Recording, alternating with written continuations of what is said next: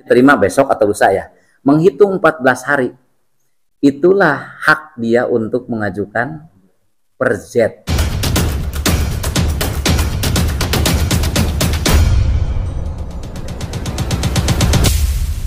Selamat sore. Siap. Masalah Vena Melinda dan Ferry Irawan. Infonya hari ini ada putusan, boleh diinfokan itu Pak, seperti apa Baik. dokumennya segala macam. Terima kasih. Sesuai dengan yang sudah diagendakan, memang hari ini pembacaan putusan lewat ekord ya. Karena perkaranya diajukan secara ekord, artinya putusan itu langsung diupload. Jadi tidak dibacakan dalam persidangan seperti biasa. Makanya pada hari ini sidangnya sudah putusannya sudah dipublikasikan. Jadi hanya mungkin ya tertentu ya tidak bisa mungkin seperti para wartawan langsung karena yang bersangkutan juga belum tentu buka gitu kan. Hari ini pembacaan putusan dan kami sudah dapat informasi dari bagian informasi perkara bahwa perkara Melinda ya, Vena Melinda dengan Ferry ini perkaranya sudah dikabulkan dengan putusan perstek. Karena pada persidangan yang pertama dan kedua pihak tergugat yaitu Ferry tidak pernah datang meskipun sudah dipanggil secara resmi dan patut. Panggilannya sah, panggilannya resmi patut dua-duanya. Kemudian pada sidang pertama dicoba dipanggil lagi untuk yang kedua kalinya. Kemudian yang kedua juga tetap tidak hadir, maka pemeriksaan persidangannya langsung pada pembuktian. Setelah selesai pembuktian, maka majelis hakim mengagendakan untuk musyawarah majelis yang hari inilah dibacakan dan sudah dipublikasikan, sudah ada di sistem informasi pengadilan di SIPP. Bisa dijelaskan Pak secara singkatnya seperti apa? Ya, hasil putusannya intinya adalah mengabulkan gugatan dari Vena Melinda karena memang gugatannya tunggal, ya hanya gugatan perceraian saja, tidak ada gugatan yang lain. Ya berbeda dengan gugatan yang pertama karena dia posisinya sebagai pihak yang digugat ya, yang dulu kan Ferry yang ngajukan. Nah dia waktu itu ngajukan gugatan balik, ada tuntutan nafkah, ada mut'ah kan. Kalau sekarang dia yang mengajukan, dia tuntutannya tunggal, hanya perceraian saja. Dan ternyata oleh majelis hakim dikabulkan gugatannya dengan dalil-dalil gugatannya sama seperti halnya yang pernah dulu diajukan. Karena memang yang jadi alasan pokoknya ada, kalau dilihat dari gugatannya adalah memang dari KDRT. Mungkin media sudah pernah ngikutin perjalanannya bahwa KDRT yang pernah dilakukan oleh tergugat itu adalah yang kejadian di luar kota itu ya. Ya, pasti mengikuti perkembangannya itu yang di Kediri. Dan itu sudah ada putusan pengadilannya gitu ya. Nah, itulah jadikan dasarnya. Jadikan dasar untuk pengajuan. Jadi ketika diperiksa oleh majelis hakim kemudian pihaknya tidak hadir dengan bukti-bukti yang disampaikan, maka dalil yang disampaikan oleh penggugat itu terbukti kebenarannya. Dan memang sudah putusan pengadilan ingkrah itu ya nggak bisa, itu otentik gitu kan, bukti otentik seperti itu. Untuk secara online sendiri itu diminta atau memang seperti apa sih Pak? Kaitan dengan putusan tersebut? Kalau perkara online itu tergantung karena memang dari awal sudah diajukan secara online ya, secara ekord gitu ya. Jadi ketika perkara itu diajukan secara ekord ya, maka putusannya juga sama seperti itu. Jadi di ekord juga gitu ya. Yang di dalam persidangan itu hanya pemeriksaan tentang pembuktian saja kan. Kalau persidangan sekarang persidangan itu rata-rata ekord ya. Kalau dua pihak datang kemudian dua pihak itu mengajukan secara ekord, jadi perkaranya jadi litigasi. Jadi persidangannya itu adalah secara litigasi. Maksudnya ketika jawab menjawab itu kan, jawaban, replik, duplik itu semuanya lewat ekord. Jadi si dokumen-dokumen jawaban, replik, duplik itu disampaikan melalui ekord. Masukkan langsung ke email.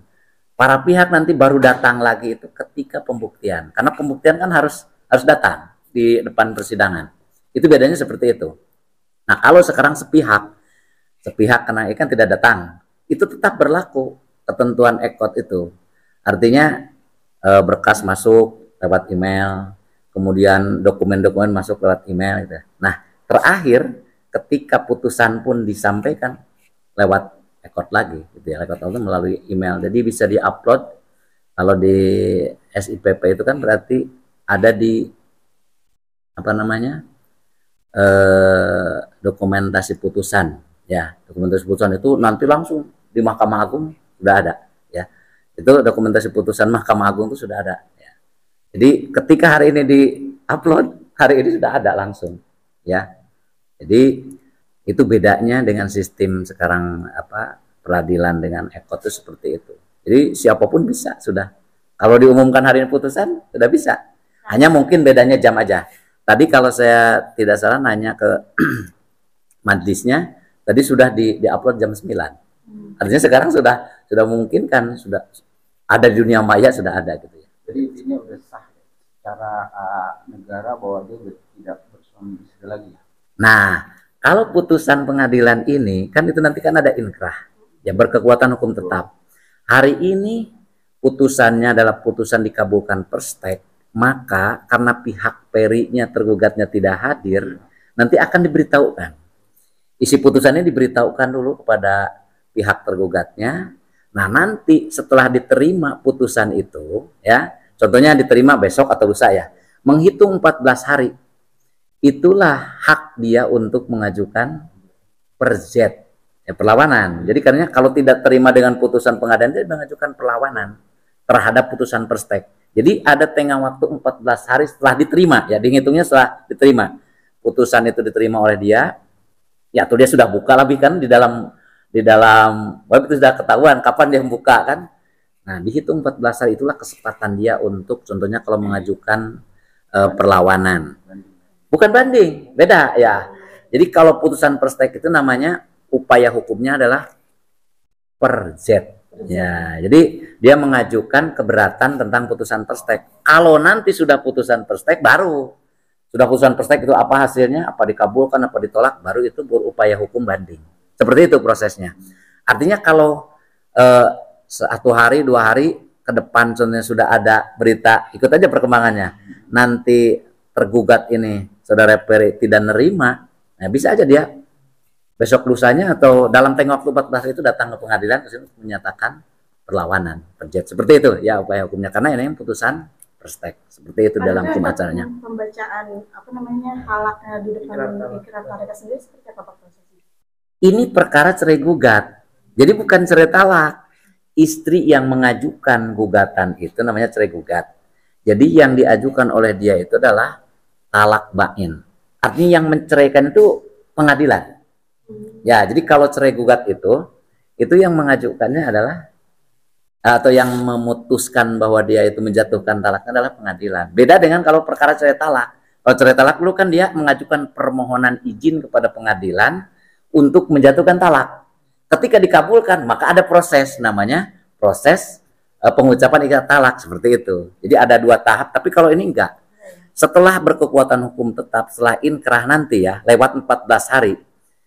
Ya, kita lihat aja apa dia membukanya webnya hari ini atau besok. Itu menghitung 14 hari bisa dilihat. Nah, lewat 14 hari udah. Nanti putusan pengadilan berkekuatan hukum tetap dan di dalam sistem itu sudah nyawat. Kalau sudah lewat 14 hari dia tidak mengajukan perzet, berarti nanti keluar akta cerai. Selesai, keluar akta cerai, itulah baru resminya perceraian. Jadi nanti pengadilan otomatis ketika sudah lewat 14 hari, pokoknya putusan sudah berkekuatan hukum tetap, nanti langsung ada pengeluaran akta cerai gitu ya. Jadi artinya para pihak kalau sudah gitu tinggal ngambil akta cerai aja. Nah, ini kita tinggal nunggu dalam waktu sekarang tenggang upaya hukum itu dari peri ini 14 hari. Hanya kita menghitungnya apakah dari hari ini atau hari besok belum tahu ya. Kalau manual, kalau tidak pakai EKOT, itu kan dikirimkan putusan itu oleh jurusita pengadilan. Ya kan?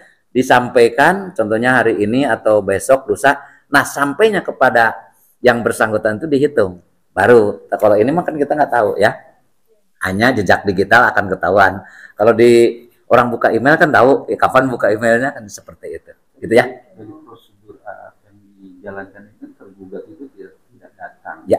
Tapi secara prosedur kan itu faktanya bahwa dia memang sudah terima dong. Kalau dia nggak terima pasti datang. Secara hukum, ketika seorang dipanggil oleh pengadilan itu berarti mengakui dan membenarkan seluruh dalil. Itu dianggap anggapan hukum seperti itu. Nah, tapi walaupun demikian tetap dia masih punya hak. Hanya hak untuk mengajukan perlawanan tadi seperti tadi yang dijelaskan. Jadi walaupun dia tidak hadir masih tetap ada haknya gitu ya. Sesuai dengan aturan perundang-undangan yang berlaku seperti itu. Dan apa namanya? Ketika putusan ini dijatuhkan oleh pengadilan hari ini, itu juga sudah prosedural. Karena apa? Tadi sudah dipanggil 2 kali berturut-turut, panggilannya sah dan patut gitu kan. Artinya anggapan secara hukum dia tidak akan membela haknya. Sementara gitu ya, ketika dia tidak hadir, panggilan sudah patut, berarti dia tidak membela hak-haknya seperti itu. Dari kuasa hukum sendiri, sudah tahu nggak sih dari pihak tergugat? Tergugat itu dari sejak awal tidak pakai kuasa hukum. Tidak ada kuasa hukumnya. Tergugat? Tidak ada. Ya, kalau seperti penggugat itu ketika daftar kan sudah langsung kuasa hukum. Nah, ketika tergugat itu daftar, kemudian tidak pernah ada kuasa hukum. Kalau ada kuasa hukum ya hadir. Ini kan tidak ada. Dia tidak hadir, dia tidak mewakilkan begitu. Kalau ada kuasa hukumnya tidak perstek. Ya, jadi putusan hadir gitu ya. Nah, bedanya seperti itu. Tapi penggugat ada Penggugat mah dari awal dan dari sejak dulu pakai kuasa terus. Oke. Boleh. Terkait harta gonong giringnya sendiri itu nantinya akan dibagi sama rata atau gimana? Oke. Kalau untuk di gugatan ini tidak dibahas. Undang-undang memberikan kewenangan atau juga membolehkan ya untuk gugatan seperti gonogini ya, atau kita kenal dengan harta bersama itu kan di dalam undang-undang dijelaskan bisa diajukan bersama-sama dengan gugatan perceraian atau secara tersendiri. Jadi dia tidak membahas di sini. Tidak ada. Tadi saya disampaikan gugatan ini adalah gugatan tunggal, hanya perceraian saja. Jadi kalau gonogini itu mau diajukan kapanpun bisa. Ya, setelah perceraian gitu kan. Yang penting nanti bisa membuktikan adanya gonogini tersebut gitu ya. Ya.